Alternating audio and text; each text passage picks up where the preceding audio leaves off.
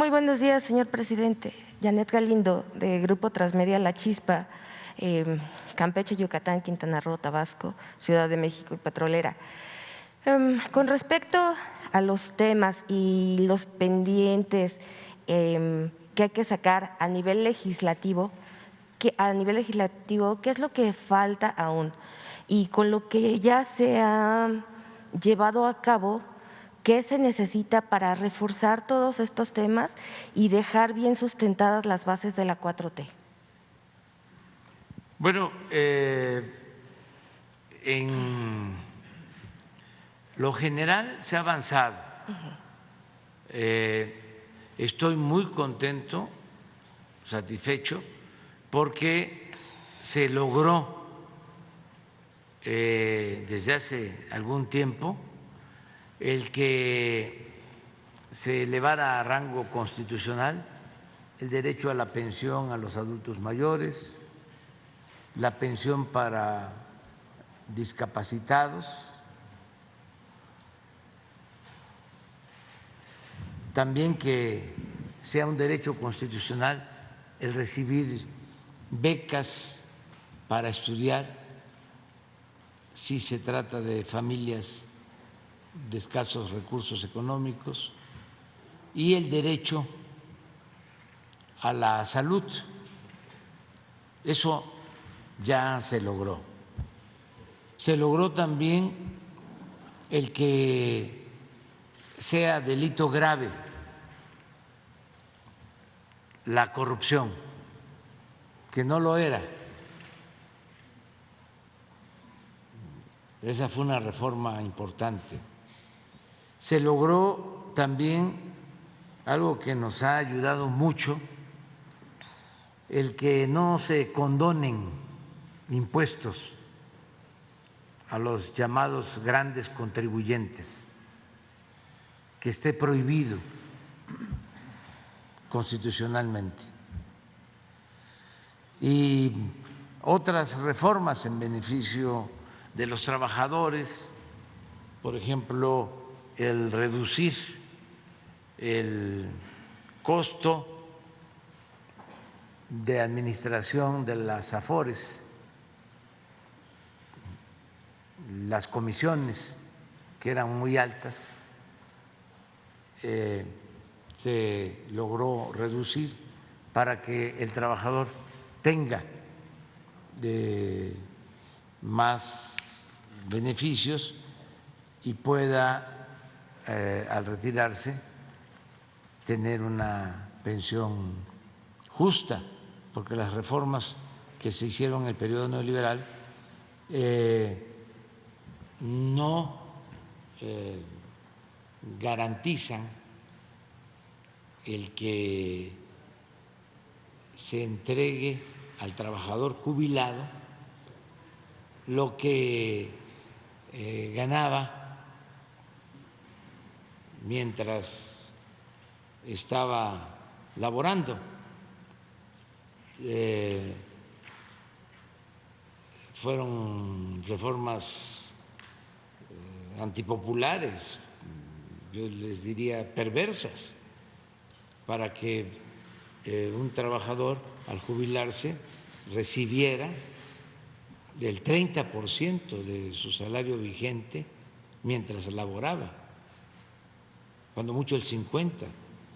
Entonces ya se hizo una reforma con ese propósito, bajar las comisiones, y también por un acuerdo con el sector privado se resolvió aumentar las cuotas de jubilación para enmendar esta situación heredada. También se lograron reformas para que los trabajadores tengan derecho al reparto de utilidades. Existía en la Constitución, en las leyes, el derecho al reparto de utilidades, pero en la práctica no se ejercía. Ahora, si no me equivoco, del 20 al 21 por esa reforma, hubo un incremento en el reparto de utilidades a los trabajadores de 100,000 millones de pesos. Entonces, se ha avanzado en algunas reformas, se ha podido también rescatar a Pemex, rescatar a la Comisión Federal de Electricidad con una legislación no privatizadora. Sin embargo, hay un bloqueo ahora permanente de los legisladores del conservadurismo y ya es muy difícil hacer una reforma constitucional porque se requieren 2/3 partes de los votos para hacer una reforma constitucional. También una reforma constitucional que se logró es de que no se permitía que el Ejército y la Marina participaran en tareas de seguridad pública. Se logró que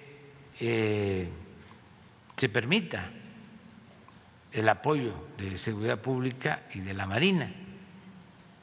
Sin embargo, hay una fecha límite porque no fue en definitivo, hay un transitorio en la Constitución en el que se tiene que hacer una revisión, se termina el tiempo en marzo, en abril del 24. Entonces, por eso estamos también planteando una reforma constitucional con el propósito de que la Guardia Nacional dependa de la Secretaría de la Defensa y que continúe participando en labores de seguridad pública tanto la Marina como el Ejército. Hay oposición, pero nosotros vamos a seguir insistiendo. ¿Qué otra cosa nos falta? Bueno, pues la reforma electoral, porque no hay garantías de imparcialidad en los organismos actuales, ni en el INE ni en el Tribunal Electoral. Son organismos que en su mayoría están integrados por personas, mujeres y hombres, que no tienen realmente vocación democrática. Entonces sí requerimos un cambio y lo que estamos proponiendo es una reforma para que a los consejeros del INE y a los magistrados del Tribunal Electoral los elija el pueblo, que no sea un asunto de designación de las cúpulas, sino que con voto directo todos los mexicanos puedan elegir a quienes van a formar parte de este poder electoral autónomo que nos dé garantías a todos de que se va a respetar el voto, de que ya no va a haber fraudes electorales, todo lo que sucedía y sigue pasando porque los organismos electorales se hacen de la vista gorda o actúan de manera tendenciosa, protegen a los del bloque conservador, que fueron los que los pusieron ahí, y solo sancionan a quienes no ven con buenos ojos. Entonces, esa es una reforma. También implica reducir el presupuesto de partidos, reducir el número de legisladores, porque son muchos, reducir los gastos del Instituto Electoral, del Tribunal Electoral, porque es de los institutos más costosos, si no es que es el que más recursos consume en el mundo, porque ganan mucho tanto los consejeros como los magistrados, y es muy grande el aparato burocrático, y además, que eso es lo peor, no dan confianza, no transmiten confianza. Y esto es parte de la historia antidemocrática de México y queremos corregirlo. Queremos que se establezca un auténtico, un verdadero sistema democrático y que se actúe con rectitud y se impida, se destierre para siempre el fraude electoral. Esas son las propuestas que tenemos.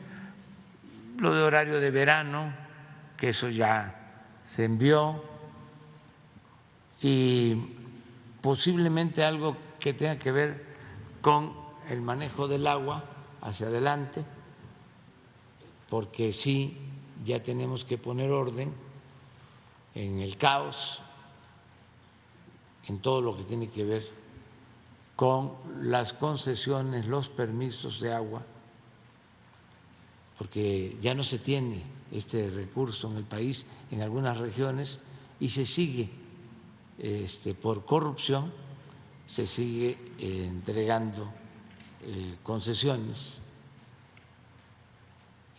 donde ya no se tiene el agua suficiente para los consumidores, para el consumo doméstico, que debe ser lo principal, es un derecho humano, el derecho al agua. Y bueno,